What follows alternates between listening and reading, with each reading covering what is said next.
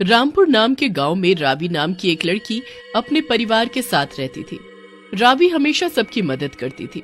वैसे तो वो अपने परिवार के साथ हंसी खुशी रह रही थी, पर अचानक से एक दिन उसके पापा का काम के सिलसिले में शहर में ट्रांसफर हो जाता है और उनके पूरे परिवार को शहर में ही शिफ्ट होना पड़ता है। वैसे तो रावी शहर के स्कूल में पढ़ने और नए दोस्त बनाने के लिए बहुत एक्साइटेड थी, पर जैसा वो सोचती है वैसा कुछ भी नहीं होता है।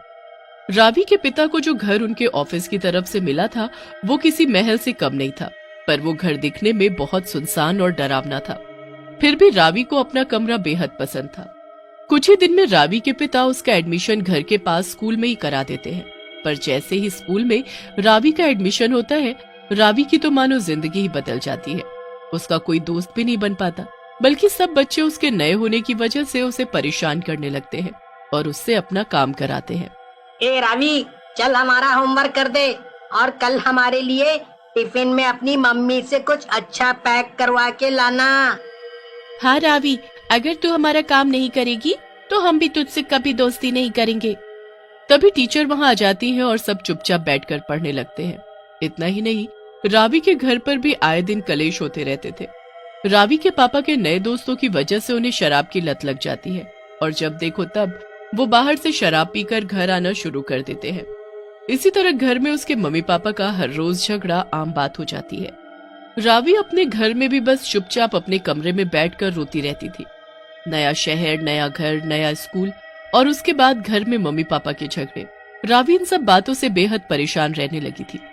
एक दिन अपने माँ पिताजी को झगड़ते देखकर वो अपने कमरे में जाकर जोर जोर से रोने लगती है कि तभी उसे किसी के हंसने की डरावनी आवाज आने लगती है। धीमे धीमे वो हंसने की आवाज तेज होने लगती है। रावी रोना बंद कर देती है और इधर उधर देखने लगती है। तभी अचानक से उसके कमरे की लाइट्स अपने आप बंद हो जाती है।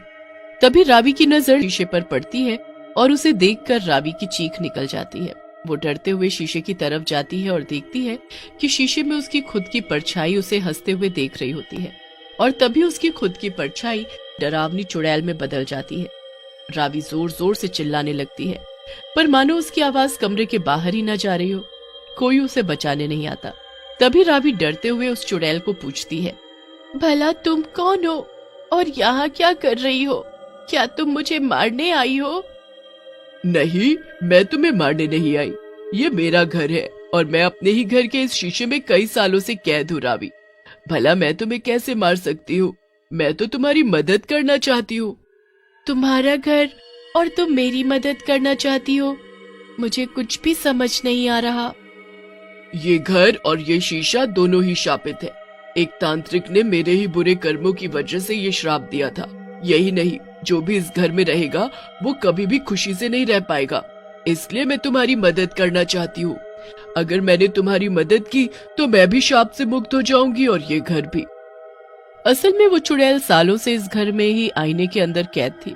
कई साल पहले जब वो इंसान थी तब वो बहुत अमीर थी, पर उसके अंदर बहुत घमंड था।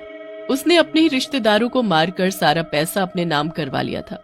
एक दिन एक तांत्रिक चुड़ैल के घर के पास से गुजरा और उसे प्यास लगी। तभी उसे ये हवेली दिखाई दी।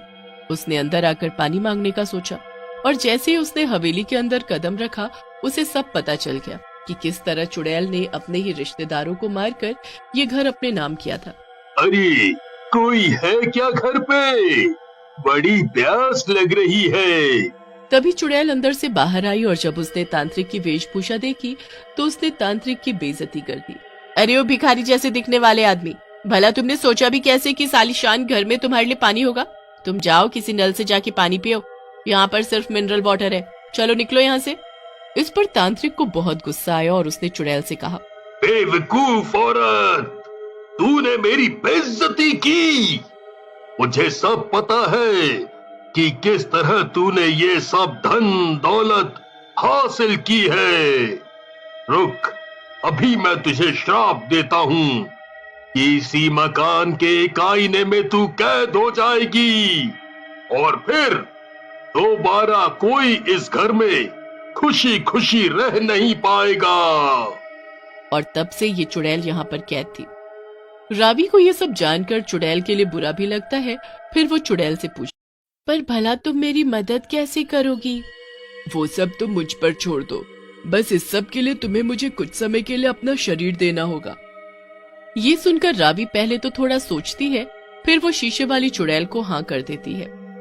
ठीक है शीशे वाली चुड़ैल, मैं तुम्हें अपना शरीर देने को तैयार हूँ, पर तुम्हें मुझसे वादा करना होगा कि तुम किसी को नुकसान नहीं पहुँचाओगी और सब कुछ ठीक भी कर दोगी। हाँ रावी ठीक है, मैं तुमसे ये वादा करती हूँ। अगले दिन सुबह होते ही रावी स्कूल के लिए तैयार हो जाती है और शीशे के सामने खड़ी हो जाती है। तभी शीशे वाली चुड़ैल उसके सामने आ जाती है और वो उसके शरीर में घुस जाती है। इसके बाद रावी बिना ब्रेकफास्ट किए ही स्कूल के लिए निकल जाती है। स्कूल पहुंचते ही जब वो क्लास में बैठी होती है, तभी दो चिंकी और राहुल रावी के पास आकर खड़े हो जाते हैं और उसका मजाक उड़ाने लगते हैं। ए रावी, चल मेरा होमवर्क कर दे। तुमने अपना तो वैसे भी कर ही लिया होगा, और कल वाले होमवर्क में 2 मिस्टेक्स थी। टीचर ने मुझे डांटा था। अगर दोबारा ऐसा हुआ तो देखना। हाँ हाँ, और ये लो मेरा होमवर्क, ये भी कर दो जल्दी से, वरना टीचर हमें डांटेगी। याद रखना, अगर तुम हमारा होमवर्क करोगी तभी हम तुमसे दोस्ती करेंगे। रावी, जिसके अंदर शीशे वाली चुड़ैल मौजूद होती है, वो अपनी लाल लाल आंखों से उन दोनों की तरफ देखती है। उसकी आंखें देखकर चिंकी और राहुल दोनों बहुत ज्यादा डर जाते हैं। अरे रे, ये रावी को भला क्या हो गया? ये इसकी आंखें इतनी लाल लाल कैसे हो गईं? अरे लगता है जैसे इसके अंदर कोई चुड़ैल आ गई हो सच में। तभी क्लास में टीचर आ जाती है और सब अपनी अपनी सीट पर बैठ जाते हैं। गेम्स पीरियड में जब सब बाहर बैठकर खेल रहे होते हैं तो रावी भी एक कोने में बैठ जाती है कि तभी वो देखती है कि जहाँ पर चिंकी और राहुल खेल रहे थे वहाँ एक बड़ा सा सांप बैठा हुआ था। वो दौड़कर उस जगह पहुंच जाती है और सांप को अपने हाथ से उठाकर फेंक देती है। हर कोई ये सब देख लेता है और सब रावी के पास जाकर उसकी तारीफ करने लगते हैं। इसी समय रावी के शरीर से चुड़ैल बाहर आ जाती है। अरे रावी, हमें माफ करना, हम तुमसे अपना काम करवा रहे थे और तुम्हें तंग कर रहे थे, जबकि तुमने इस सब के बावजूद हमारी मदद की। हाँ रावी, हमें माफ कर दो प्लीज। आगे से हम कभी ऐसा नहीं करेंगे। क्या तुम हमें अपना दोस्त बनाओगी?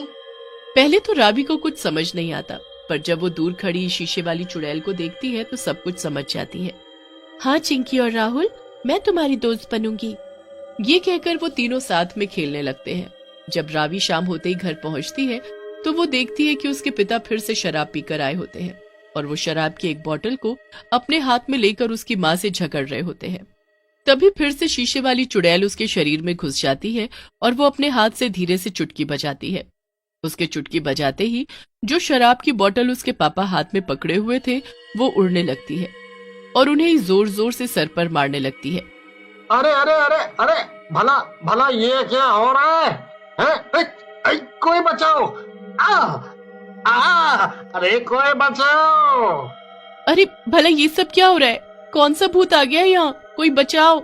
वीरा की माँ को कुछ भी समझ नहीं आता और वो रावी के पास जाकर खड़ी हो जाती है। धीमे धीमे रावी के पिता का नशा उतर जाता है और वो बैठ जाते हैं। नशा उतरते ही बोतल भी रुक जाती है और नीचे गिर जाती है। इसके बाद रावी अपने कमरे में चली जाती है और कमरे में जाते ही शीशे वाली चुड़ैल उसके शरीर से निकलकर बाहर आ जाती है। जैसे ही रावी शीशे के सामने खड़ी होती है, उसे फिर से वो चुड़ैल उस शीशे में दिखती है और वीरा उसे कहती है, अब से जब भी तुम्हारे पिता शराब की बोतल छुएंगे तो ये बोतल उन्हें ऐसे ही मारेगी और इससे उनके पीने की आदत हमेशा हमेशा के लिए छूट जाएगी। स्कूल में भी तुम्हारी सभी लोगों से दोस्ती हो गई है, अब तो कोई परेशानी नहीं है न रावी? हाँ शीशे वाली चुड़ैल, अब मेरी लाइफ में कोई भी प्रॉब्लम नहीं है। तुम्हारा बहुत बहुत शुक्रिया।